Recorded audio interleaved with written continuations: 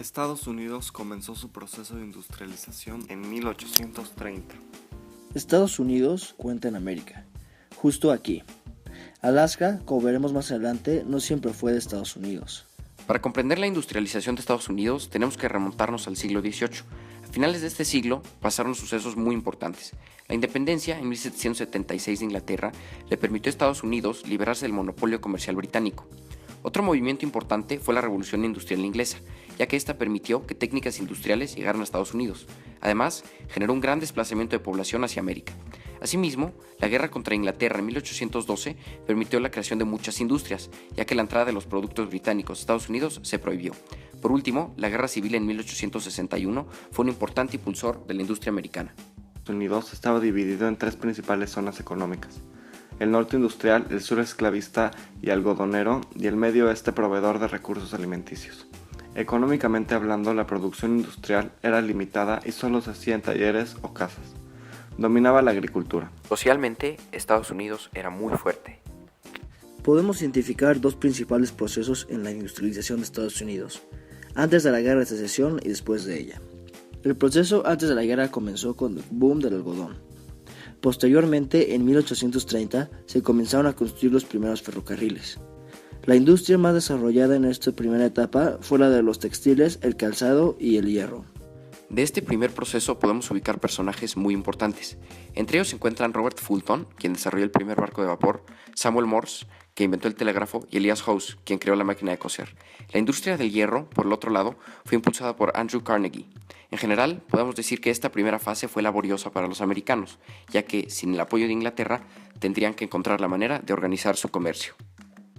Después de la Guerra de Secesión, la industrialización estadounidense creció muy rápido. Al final de esta guerra se dio un periodo llamado la Reconstrucción, en el que se acabó con la esclavitud de los estados del sur. Socialmente, Estados Unidos comenzaba, aunque no totalmente, a integrarse. Esta segunda etapa se vio beneficiada a los 14 millones de inmigrantes que llegaron al país, proveyendo mano de obra para todas las industrias. El mercado interno creció mucho, en parte gracias a la excelente red ferroviaria que comunicaba a todo el país. El liderazgo en la industria pasó de los bienes de consumo, que son las cosas que consumimos, a bienes de capital, como coches, casas o maquinarias. Algunos personajes que resaltan en esta época son John D. Rockefeller, empresario que generó billones en la industria petrolera, Alexander Graham Bell y Thomas Alva Edison. A la par de todo el proceso de industrialización, pasó otro suceso importantísimo en Estados Unidos, el imperialismo. No se puede comprender a un país imperialista sin haber analizado su proceso de industrialización, cosa que ya hemos hecho. En ese entonces todos los países europeos competían por quedarse con África y tener influencia en Asia. Muchos estadounidenses como Theodore Roosevelt, Henry Cabot Lodge y Eli Root decidieron que el mejor camino para su país sería buscar la expansión, ya que, si no lo hacían, otros países ganarían los territorios. El Destino Manifiesto también jugó un papel esencial en el imperialismo estadounidense. Este documento justificaba la expansión continental hacia el sur y el Caribe por parte de los americanos. Estados Unidos llevó a cabo su primera compra, Luisiana. Realizada en 1803, esta compra duplicó el territorio estadounidense. La siguiente adquisición fue en la Florida, una lograda en 1810 y la otra en 1819. En 1845, Estados Unidos adquirió el estado de Texas. Después de que Estados Unidos aprobó la anexión de la República Independiente de Texas, empezaron a crecer su territorio poco a poco. En 1846 se dio la guerra Estados Unidos-México. Todo originó en un desacuerdo en la frontera, ya que soldados americanos no reconocían la frontera mexicana y decían que estaban en su país. Los americanos invadieron México. Estados Unidos logró quedarse con California y Nuevo México.